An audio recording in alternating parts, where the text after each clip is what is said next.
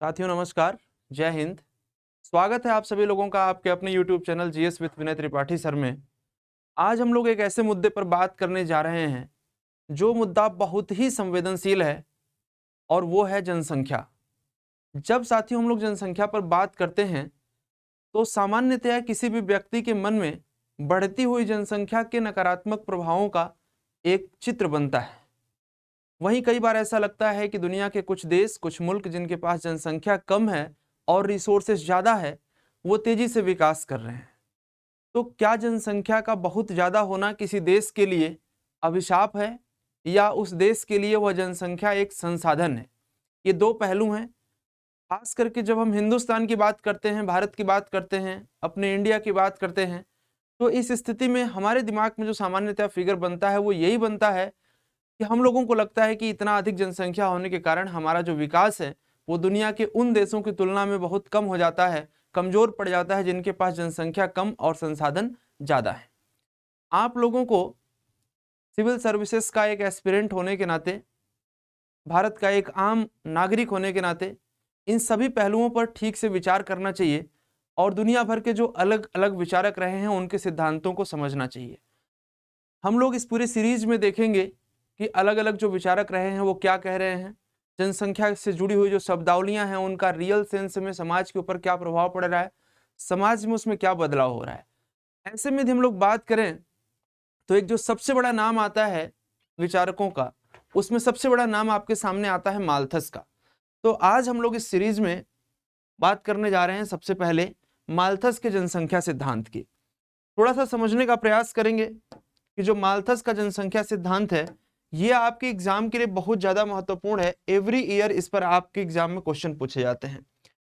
तो आइए समझते हैं कि माल्थस का जनसंख्या सिद्धांत क्या कहता है। सिद्धांत को समझने से पहले थोड़ा सा माल्थस के बारे में आप देख लें। क्यों? इस वजह से देख लें क्योंकि जब आप इनके बारे में पढ़ना शुरू करेंगे तो आपका एक एक थॉट बनेगा, एक विचार बनेगा कि यह किस समय काल के दौरान इन्होंने ये सारी बातें कही थी। तो यहाँ पर देख लें, सबसे पहले इनका जन्म कहाँ पर हुआ था। तो साथियों इनका जो जन्म हुआ था 13-14 फरवरी 1766 को हुआ था। अब देखें 1766 को जन्म होना यानी कि एक बच्चा पैदा होगा और वो धीरे धीरे धीरे धीरे बड़ा होगा, अध्ययन करेगा, रिसर्चेज करेगा और फिर अपनी बात दुनिया को बताएगा। इनकी डेथ हुई थी 23 दिसंबर 1834, 68 ईयर के एज में। कहां पर पैदा हुए थे? इंग्लैंड में। अब जरा सा ध्यान दीजिएगा और कनेक्ट करने की कोशिश करिएगा कि जो 1766 है, क्या इस समय भारत में इंग्लैंड का प्रभाव कुछ था? तो आप कहेंगे कि यस सर, ये वही डेट है, वही ईयर है जब 1757 में ब्रिटिश ईस्ट इंडिया कंपनी ने बैटल ऑफ प्लासी के माध्यम से अपना प्रभाव स्थापित कर लिया था बंगाल के अंदर। और इसके बाद हम कहेंगे कि सर 1764 में बैटल ऑफ बक्सर के माध्यम से ब्रिटिश ईस्ट इंडिया कंपनी ने लगभग उत्तर भारत के एक बड़े हिस्से में अपना प्रभाव स्थापित कर लिया था। अर्थात भारत में जब इंग्लैंड का एक कंपनी, जिसे आप ब्रिटिश ईस्ट इंडिया कंपनी कह रहे हैं, उसका शासन लगभग स्थापित हो चुका है, उसके बाद यहाँ पर आप देख रहे हैं 1766 में ये पैदा होते हैं। जैसे जैसे ईस्ट इंडिया कंपनी यहाँ पर अपना काम करेगी और इधर माल्थस साहब का उम्र बढ़ रहा होगा, पढ़ाई लिखाई कर रहे होंगे, तो इन्होंने अपना जो सिद्धांत दिया उसका भारत के ऊपर एक बहुत बड़ा असर है, या भारत का जो असर है उसको इन्होंने एक सिद्धांत के रूप में स्टैब्लिश करके आपके सामने रखा, जो पूरी दुनिया में ये लागू हो सकता है सिद्धांत, क्योंकि सिद्धांत कभी बदलता नहीं, आप जानते हैं। तो आइए हम लोग समझते हैं। इतना जरूर याद रखना कि इनका जो मेन टारगेट था, मेन टास्क था, वो क्या था? डेमोग्राफी, मैक्रो इकोनॉमिक्स को लेकर के काम कर रहे थे, यानी कि मेनली ये जननांकिकी पर काम कर रहे थे। और इनका जो कंट्रीब्यूशन है वो माल्थुसियन ग्रोथ मॉडल को लेकर के है, कि माल्थस का जो ग्रोथ मॉडल है वो क्या है, इस पर इन्होंने बात किया था। तो आइए हम लोग इनके सिद्धांत की तरफ बढ़ते हैं।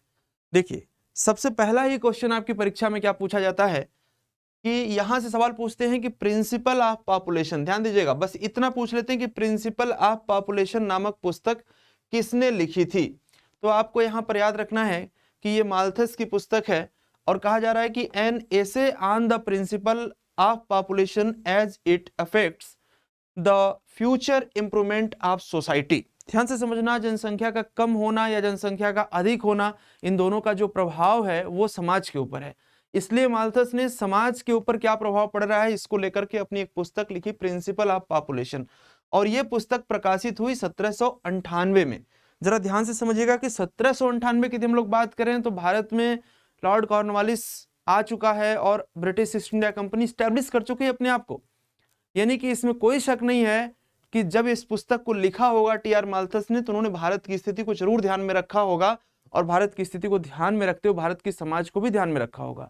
यही कारण है कि आज भी इन सिद्धांतों से आपकी परीक्षाओं में सवाल पूछे जा रहे हैं। ठीक है, कहा जा रहा है कि इसमें उन्होंने जनसंख्या के संबंध में अत्यंत ही निराशावादी दृष्टिकोण रखा। जरा ध्यान से समझना, इस अपनी पुस्तक के अंदर उन्होंने जनसंख्या को लेकर के जो अपना व्यू रखा वो बड़ा ही डिसअपॉइंटिंग था, निराशावादी था। निराशावादी कुछ इस तरीके से था, गांधी भी ये बात कहते हैं कि यदि जनसंख्या बढ़ रही है और संसाधन वही हैं तो आप कल्पना करिए कि एक दिन ऐसा आएगा जब संसाधनों के लिए मार काट शुरू हो जाएगी, एक दूसरे के लिए लड़ाइयां शुरू हो जाएंगी, एक दूसरे को लोग मार करके फेंकना शुरू कर देंगे, काटना शुरू कर देंगे, तमाम समस्याएं आ जाती हैं, जैसा कि आप प्राय देख रहे हैं अपने समाज के अंदर। तो माल्थस भी कहीं ना कहीं बढ़ती हुई जनसंख्या और बढ़ती हुई रिसोर्सेस के बीच में जो गैप देखते हैं उसको लेकर के इनका एक निराशावादी दृष्टिकोण बन जाता है। अब थोड़ी सी बात करते हैं कि ये किस तरीके से संसाधनों को और किस तरीके से जनसंख्या को देखते हैं और इन दोनों के बीच में क्या संबंध देखते हैं। तो कहा जा रहा है कि जनसंख्या में वृद्धि ज्यामितीय माला में होती है, यानी माल्थस का ऐसा कहना है कि जो जनसंख्या बढ़ रही है वो ज्योमेट्रिक प्रोग्रेशन में बढ़ रही है, यानी कि 2 है, फिर 4 है, फिर आप देख रहे हैं 8 है, फिर 16 है, मल्टीप्लाई हो रही है, ये जनसंख्या है। और वहीं पर कह रहे हैं कि जो खाद्यान्न में वृद्धि हो रही है, जो फूड ग्रेन्स में वृद्धि हो रही है, ये फूड ग्रेन्स में जो वृद्धि हो रही है वो अंक गणितीय माला में हो रही है, यानी कि ये अर्थमेटिक प्रोग्रेशन में हो रही है। अर्थमेटिक प्रोग्रेशन का मतलब है कि 1 2 3 4 इस तरीके से हो रही है। इसका मतलब ये हुआ कि जनसंख्या और रिसोर्सेस में एक बहुत बड़ा अंतर क्रिएट हो जाएगा। जिस स्पीड से जनसंख्या बढ़ रही है उस स्पीड से संसाधन नहीं बढ़ रहे हैं। बात आपको समझ में आ गई होगी, तो याद रहेगा जनसंख्या ज्योमेट्रिक प्रोग्रेशन में बढ़ती है और संसाधन अर्थमेटिक प्रोग्रेशन में बढ़ते हैं।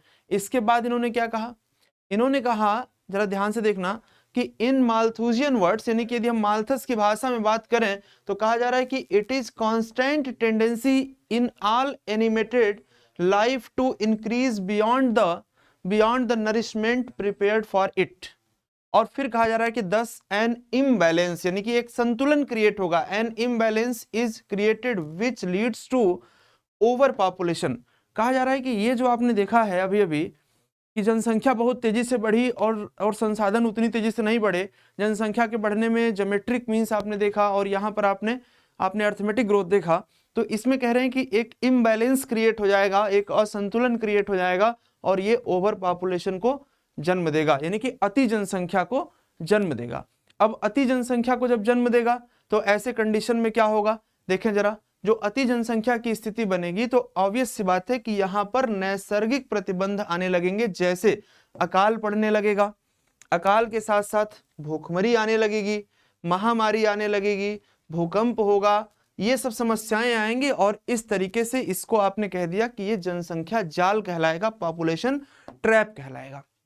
तो आपसे पूछ सकते हैं कि माल्थस के सिद्धांत के अनुसार पॉपुलेशन ट्रैप क्या है, तो ओवर पॉपुलेशन के कारण ये जो जन्म ले रहा है, जो नैसर्गिक प्रतिबंध आ रहे हैं, ये क्या हैं, ये आपके पॉपुलेशन ट्रैप हैं। इस पॉपुलेशन ट्रैप को ही हम समझें तो हम इसको कह सकते हैं कि ये माल्थुसियन कैटास्ट्रॉफी है, और इसी को आप कह सकते हैं कि यह माल्थुसियन ट्रैप है, इसी को आप कह सकते हैं कि पॉपुलेशन ट्रैप है, इसी को आप कह सकते हैं कि माल्थुसियन चेक है, इसी को माल्थुसियन क्राइसिस कह सकते हैं, माल्थुसियन स्पेक्टर कह सकते हैं, आप इसको माल्थुसियन क्रंच कह सकते हैं। तो कुछ भी आप कह लो, आप इसे क्रंच कह लो, इसको आप क्राइसिस कह लो, इसको आप ट्रैप कह लो, इसको आप चेक कह लो, कुछ भी कह लो। ये क्यों उत्पन्न हुआ, ओवर क्राइसिस से उत्पन्न हुआ। और ये सारे टर्मिनोलॉजी का यूज आपके एग्जामिनेशन में हो सकता है, तो डोंट वरी फॉर दैट। बड़ा ही सिंपल सा कॉन्सेप्ट है कि रिसोर्सेस यानी कि संसाधन और पॉपुलेशन यानी कि जनसंख्या के बीच में जो इम्बैलेंस क्रिएट होता है माल्थस के अनुसार, उन्हीं को हम क्या कहते हैं, माल्थुसियन क्राइसिस कहते हैं, क्रंच कहते हैं, ट्रैप कहते हैं, चेक कहते हैं, कुछ भी आप कह सकते हो। ठीक है, अब सवाल ये है, यहाँ तो माल्थुसियन ने ग्राफ से बताने की कोशिश की है कि पॉपुलेशन कर्व क्या कहता है। तो आप देख पा रहे हैं एक इस एक्सिस पर आप देख रहे हैं कि यहाँ पर फूड सप्लाई आपको दिखाई गई है। फूड सप्लाई यानी कि खाद्यान्न की जो आपूर्ति है, और इस तरफ आपको पॉपुलेशन दिखाया गया है जो जनसंख्या है। अब इसमें देखिए कुछ देर तक ऐसा रहा है कि फूड सप्लाई होती रही है, जनसंख्या बढ़ती रही है, लेकिन कुछ देर के बाद आप देखें कि यह ग्राफ किस तरीके से ऐसे होता चला जा रहा है। यानी कि आप देख पा रहे हैं कि फूड सप्लाई की रेंज आप देख रहे हो ये है, और पॉपुलेशन की रेंज बहुत आगे निकल जा रही है। तो ये आपको थोड़ा सा ध्यान में रखना, ये रिप्रेजेंट क्या कर रहा है, ये रिप्रेजेंट कर रहा है कि एक तरफ रिसोर्सेज जो हमारे हैं वो अर्थमेटिक प्रोग्रेशन में है, और दूसरी तरफ जो हमारी जनसंख्या है वो ज्योमेट्रिक प्रोग्रेशन में है। तो उम्मीद करता हूं कि इतनी बात आपको समझ में अब आ गई होगी। अच्छा, इसके बाद देखें थोड़ा सा और मैं आप लोगों से बात करूं। अब अपनी इस पुस्तक के अंदर माल्थस ने यह बताने की कोशिश किया कि किस तरीके से हम इसको नियंत्रण में रख सकते हैं। तो जब हम बात करते हैं नियंत्रण में रखने का, तो उन्होंने अपने प्रारंभिक लेख में इस बात का जिक्र जरूर किया कि यदि विवाह के उम्र में देरी की जाए तो शायद जनसंख्या नियंत्रण होगा। मतलब इस पर हम थोड़ा कुछ हिस्सों पर कंट्रोल कर सकते हैं, क्योंकि अर्ली एज में शादी होने से बच्चे ज़्यादा पैदा होते थे। इसके अलावा भी उन्होंने इस बात को भी माना और लिखा कि जो गर्भ निरोधक उपाय किए जाते हैं कि बच्चे कम पैदा हों, यह भी प्रभाव डाल सकता है। लेकिन जब आप इसको थोड़ा बड़े स्तर पर देखते हो तो यह बहुत बड़ा इम्पैक्ट क्रिएट नहीं करता है। जैसे आपके जानने में बहुत सारे लोग होंगे जिनकी शादी हो सकता है कि 30 वर्ष के बाद हुई हो, लेकिन बच्चे उनके 5, 10, 15 की संख्या में होंगे। तो यहाँ पर क्या आपको लगता है कि 30 वर्ष का उम्र के बाद शादी होना ठीक है, विवाह में देरी तो हुई लेकिन जनसंख्या नियंत्रण वो नहीं कर पाए। इस प्रकार से हम ये नहीं कह सकते हैं कि पूरी तरीके से इफेक्टिव है, लेकिन हाँ ऐसा जरूर हम कह सकते हैं कि यदि किसी की शादी 16 वर्ष में हो रही है और किसी की शादी 30 वर्ष में हो रही है, तो 16 वर्ष वाले कपल का बच्चा ज्यादा पैदा होगा, इसकी संभावना ज्यादा रहती है सामान्यतया, राइट। तो माल्थस ने इस पर जोर दिया था। तो ये परीक्षाओं में भी आपके पूछा जा सकता है और पूछा जाता है, लेकिन आप कहीं पर भी लिखते समय बिल्कुल इस बात को ना लिखने का कोशिश करिएगा कि विवाह देरी से करने में निश्चित रूप से एकदम निश्चित है कि कंट्रोल हो जाएगा या ऐसा कोई प्रभाव नहीं पड़ता है। आप माल्थस के सिद्धांत का जिक्र देते हुए बता दीजिएगा कि हाँ ऐसा हो सकता है कि विवाह की उम्र में यदि देरी करी जाए तो जनसंख्या नियंत्रण हो सकता है। तो फाइनली माल्थस ने इतनी बातें कही थी। उम्मीद करता हूँ कि क्लास आपको अच्छा लगा होगा, और इसी तरीके से आप सारी क्लासेस को पढ़ते रहें, और अच्छा लगे तो इसे शेयर भी करें। ये छोटी छोटी जानकारियाँ धीरे धीरे करके आपको एक बड़ा स्ट्रेंथ दे देंगी। तो जय हिंद, जय भारत।